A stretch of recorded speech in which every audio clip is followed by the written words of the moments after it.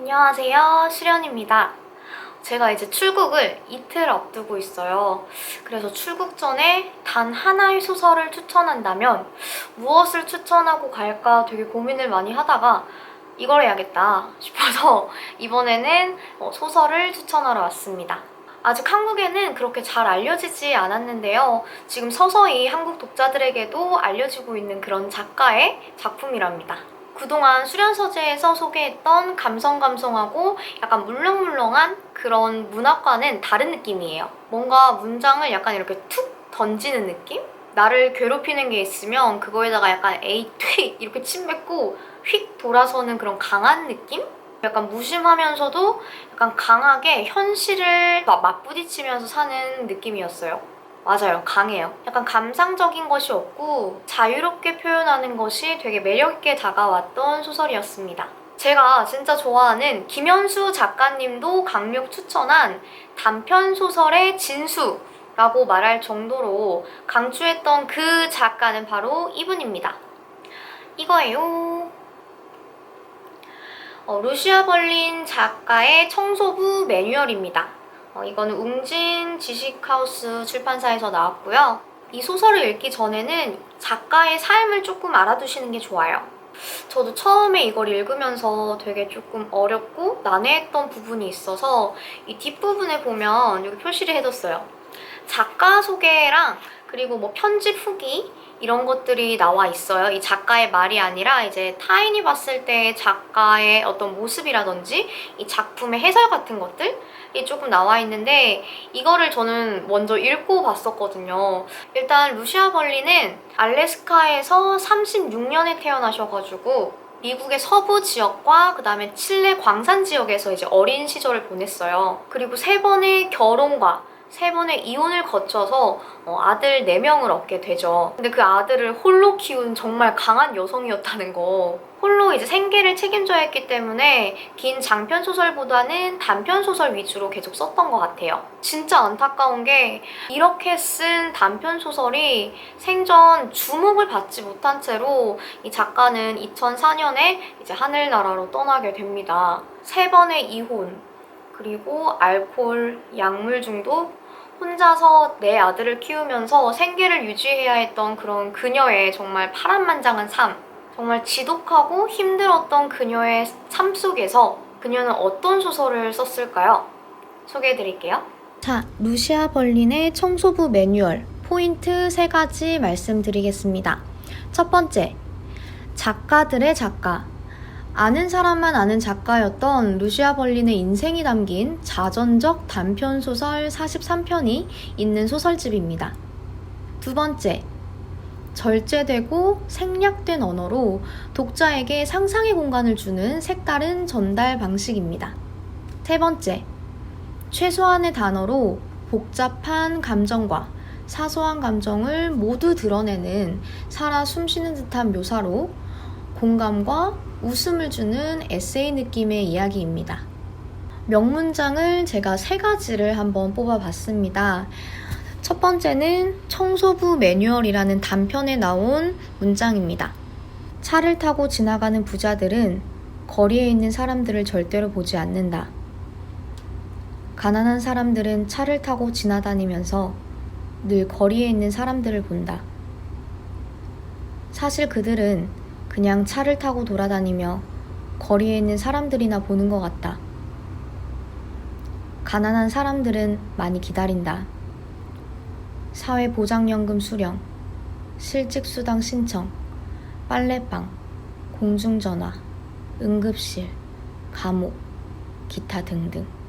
두 번째는 카르페 디엠이라는 단편에 있는 내용이었는데요. 나는 보통 늙어가는 것이 아무렇지 않다. 어떤 것들을 보면 아픔을 느낀다. 가령 스케이트 타는 사람들을 보면 그렇다. 머리를 휘날리며 긴 다리로 미끄러지듯 나아가는 그들은 얼마나 자유로워 보이는지. 또 어떤 것들은 나를 공황 상태에 빠뜨린다. 샌프란시스코 고속철도 문이 그렇다. 열차가 정지하고도 한참 기다려야 문이 열린다. 아주 오랜 시간은 아니지만 너무 길다. 시간이 없는데. 빨래방은 또 어떻고. 하지만 빨래방은 내가 젊었을 때도 문제였다. 너무 오래 걸린다. 스피드 퀸 세탁기도 그렇다. 빨래방에 가만 앉아있자면 인생이 눈앞을 휙휙 지나간다. 익사하는 느낌.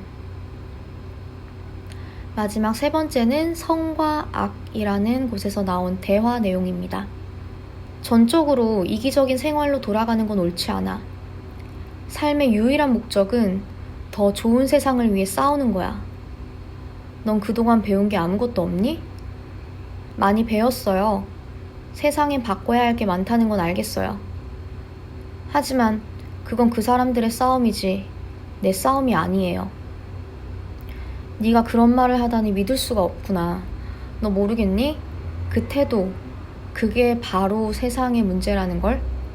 그녀가 세상을 떠난 사후 11년이 지난 2015년에 갑자기 하루아침에 베스트셀러가 된 작품이라고 해서 되게 기대를 많이 했었거든요. 그래서 이제 뒤에 나온 작가 소개나 편집 후기 등의 더 플러스적인 자료를 더 살펴보고 이 소설을 읽으니까 어려운 소설이 아니라 정말 어떤 인생에 대해서 노래를 하는 어떤 에세이 같은 거예요. 미국 서해안의 약간 자유분방한 그런 사회, 그리고 빨래방, 육체노동, 어떤 우연한 만남, 그리고 이동주택과 같은 거주지, 이제 이런 것들이 루시아 벌린의 작가의 어떤 배경적인 부분을 많이 차지를 하는데 그게 소설에 고스란히 묻어져 나와요. 개인적인 생각으로는 대부분의 남성 집단과 달리 자신의 인생을 쏟아 부어서 절망적인 자신의 삶을 어떤 하나의 소설로, 작품으로 이제 승화를 시킨 거죠. 현대 여성의 서사를 되찾기 위한 이런 최근의 그런 움직임과 자전소설의 인기가 이렇게 맞물려가지고 루시아 벌린이라는 작가의 재발견을 이끈 것 같아요. 고생스러운 삶을 산 이 작가의 일생이